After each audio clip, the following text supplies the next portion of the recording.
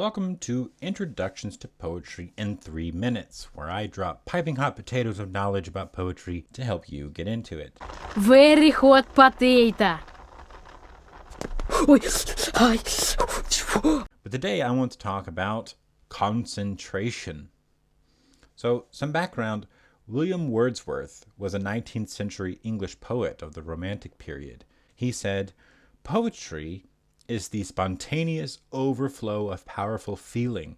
It takes its origin from emotion reflected in tranquility." That is, spontaneous overflow of powerful feeling recollected in tranquility. That is, you feel the big feels, and then later the poet reflects on that in stillness and with a level head. One way of thinking about poetry is that while fiction or nonfiction prose or book can flesh out a whole idea, its causes, maybe build a narrative around it and make one full case, poetry boils that down to its most concentrated elements, the big idea and the feeling that goes with that idea in as few words as possible. So one such example is one art by Elizabeth Bishop. The art of losing isn't hard to master. So many things seem filled with the intent to be lost that their loss is no disaster. Lose something every day, except the fluster of lost door keys, the hour badly spent. The art of losing isn't hard to master. Then practice losing farther, losing faster, places and names, and where it was you meant to travel. None of these will bring disaster. I lost my mother's watch.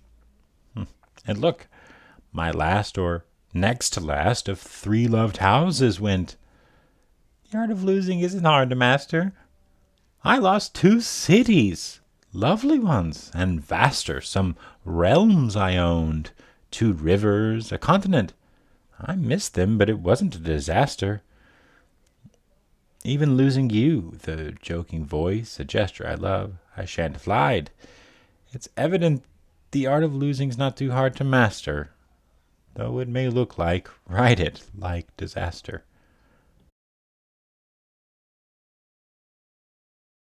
And the first part tells us that losing things isn't hard to master. And then she goes on to list things, something very easy, lost door keys or wasting an hour. That's something everybody feels. But as this begins to scale up, the same principle applies, that losing isn't hard, and maybe it's even good for people, but the bigger it is, the more we are likely to say that it's a disaster.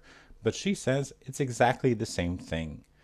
I like this way of thinking of poetry as a concentrated idea because the difficulty of poetry then becomes a reward. It becomes something actually that sets it apart from all other writings. So I hope this helps you. For more concentrated ideas in poetry, check out these. I'll also put the link in the description below. Bye for now.